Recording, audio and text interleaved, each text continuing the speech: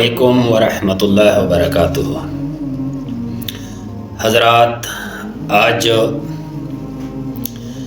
ایک معصوم اور ایک مظلوم امام،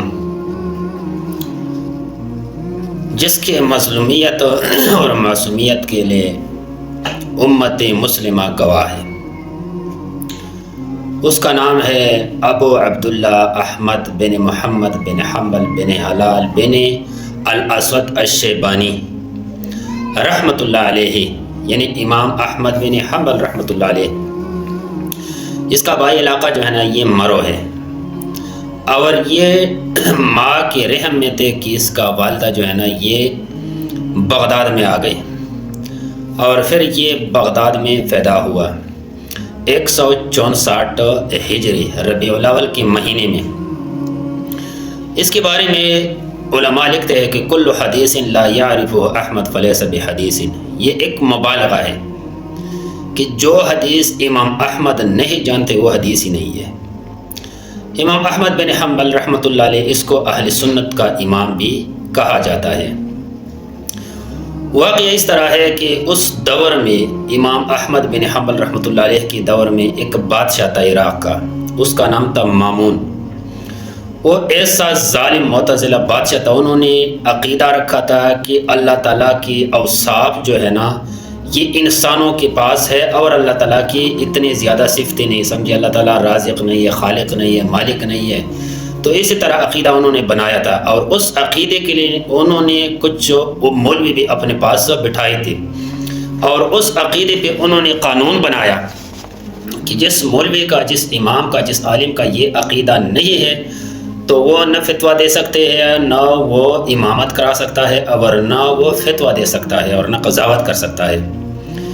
تو اس وجہ سے امام احمد بن حنبل رحمۃ اللہ علیہ، اور اس کے ساتھ ایک اور امام ہے امام احمد اوزاعی رحمۃ اللہ علیہ، اور ایک ہے یحییٰ بن معین رحمۃ اللہ، اور ایک ہے یحییٰ بن المدینی۔ یہ چار اماموں کے علاوہ جتنے بھی امام تھے، علماء تھے، تو اس وقت اپنے خوف اور ڈر اور ڈنڈے کے زور سے اس کو منوایا، حکومت نے اپنے ساتھ کر دیا، اپنی سائڈ پہ کر دیا۔ لیکن یہ چار ایسے علماء تھے کہ انہوں نے انکار کیا اس کے ماننے سے، پھر اس نے یہ چاروں کو جیل میں بھیج دیا، یعنی امام احمد بن حنبل اور امام احمد اوزاعی اور یحییٰ بن معین اور یحییٰ بن المدینی، یہ چاروں کو جیل میں بھیج دیا، اور بہت زیادہ ماریا پٹیا، کوڑے لگا دیا۔ تو پھر ان چاروں میں سے جو دو ہیں نا، یحییٰ بن معین اور یحییٰ بن المدینی، یہ دونوں رہا ہو کہ انہوں نے مجبوراً سائن کر دیا، اور یہ دو جو ہے نا امام احمد بن حنبل اور احمد اوزاعی، یہ دونوں جیل میں رہ گئے۔ پھر جیل میں سختی تکلیفیں برداشت کرتے تو اس میں احمد اوزاعی رحمۃ اللہ علیہ جو ہے نا یہ جیل میں وفات پا گئے، اور امام احمد بن حنبل نے جیل میں 28 مہینے جو ہے نا یہ گزاری ہے۔ تو پھر اس کے بعد جب وہ مامون مر گیا بادشاہ، اس کا بیٹا معتصم بادشاہ ہو گیا، تو معتصم بھی اسی طرح ظلم کرتے تھے، اس عقیدے کا بندہ تھا۔ پھر اس کے بعد متوکل علی اللہ جو ہے نا یہ بادشاہ ہو گیا، یہ بھی اسی کا بیٹا تھا، لیکن اس کا عقیدہ توحید کا تھا، قرآن اور حدیث پر برابر تھا۔ امام احمد بن حنبل کے مقابلے میں جو قاضی تھا، اس قاضی کا نام تھا ابن ابو داود، اور امام احمد رحمۃ اللہ علیہ اس سے بار بار کہا کرتے تھے کہ میرے اور آپ کا پتہ لگ جائے گا جنازے سے، کہ آپ کا جنازہ زیادہ لوگ حاضر شریک ہوتے یا میرے جنازے میں۔ تو پھر جب وہ بندہ مر گیا، وہ ابن ابو داود، اس کے جنازے میں 10 بندوں نے شرکت کی، وہ بھی سرکاری لوگ تھے۔ اور امام احمد بن حنبل رحمۃ اللہ علیہ جو ہے نا انہوں نے بہت تکلیفیں برداشت کر کے پھر اس نے، حکومت نے بولا کہ بھائی آپ کچھ مواعظ لے لیا کرو، کوئی تنخواہ لے لیا کرو، آپ نے اتنے تکلیف بھی برداشت کی توحید کے لیے۔ اس نے بولا میں سرکاری چیز نہیں کھا سکتا، کیونکہ یہ شک والی چیز ہے، شک والی چیز سے میں پرہیز کرتا ہوں۔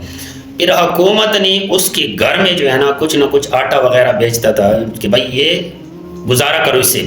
تو امام احمد بن حنبل نے گھر سے کھانا چھوڑ دیا۔ پھر کسی نے بتایا کہ آپ کے گھر والوں نے دریا میں روٹی ڈال دی ہے، تو اس نے دریا کے مچھلی کھانا بھی چھوڑ دیا کہ میں نہیں کھا سکتا۔ تو اس وجہ سے امام احمد بن حنبل بہت متقی انسان تھے، بہت پرہیزگار۔ ایک روایت کے مطابق اس سے کپڑے نکال کے قمیص اور گدے پہ سوار کر کے اس کو کھوڑوں سے مارتا تھا، اور یہی نعرہ لگاتا تھا کہ اللہ گواہ ہے میں سچ پہ ہوئے بادشاہ غلط پہ ہے۔ لیکن پھر جب یہ اللہ کو پیارا ہو گیا، مر گیا، تو اس وقت اس کے جنازے میں 25 لاکھ مسلمانوں نے شرکت کی، اور 25 لاکھوں مسلمانوں میں سے 60,000 عورتیں بھی شامل تھے جنازے میں۔ اور جنازے کے کثرت کو دیکھ کے 40,000 مرد یہودی اور 30,000 عورت یہودن مسلمان ہو گئی۔ اور پھر اس کے مرنے کے بعد یہ 12 ربیع الاول جمعہ کے دن 241 ہجری یعنی 77 سال کی عمر میں بغداد میں وفات پا گئی۔ اور اس کے بارے میں امام ابو الحسن ابن زاغونی رحمۃ اللہ لکھتے ہیں کہ جب امام احمد بن حنبل کا قبر کمزور ہو گیا، اوپر سے خراب ہو گیا، تو ہم نے کھول دیا۔ جب ہم نے کھول دیا تو اس کے کفن پہ داغ بھی نہیں تھا، اتنا صاف ستھرا خوبصورت جس طرح یہ سویا ہوا ہے۔ لیکن کتنے وقت بعد قبر کھولا گیا؟ یہ قبر کھولا گیا 230 سال بعد۔ 230 سال بعد بھی قبر میں محفوظ، انا للہ و انا الیہ راجعون۔ اور اس کی کتاب میں 30,000 مسند احمد میں 30,000 احادیث موجود ہے۔ اس نے فقہ کے لیے کوئی کتاب بھی نہیں لکھی کہ بھائی میں اس لیے نہیں لکھتا فقہ کی حدیث کے مقابلے میں میں اپنا رائے استعمال نہیں کر سکتا۔ اور پھر انہوں نے اپنی کتاب کو اپنے بیٹے کے حوالہ کر دیا اور اس کو بولا کہ بھائی آپ نے اس کی حفاظت کرنی ہے، کیونکہ یہ کتاب ایک امام کی حیثیت رکھتا ہے، اور واقعی انہوں نے حیثیت وہی رکھا اور انہوں نے اس کی حفاظت کی۔ تو میرے بھائیو، دین بہت مشکل سے ہمیں پہنچا ہے، توحید بہت مشکل سے ہمیں ملا ہے، تو میرے بھائیو اسی طرح دین کے لیے قربانی دینا پڑتا ہے۔ والسلام علیکم ورحمۃ اللہ وبرکاتہ۔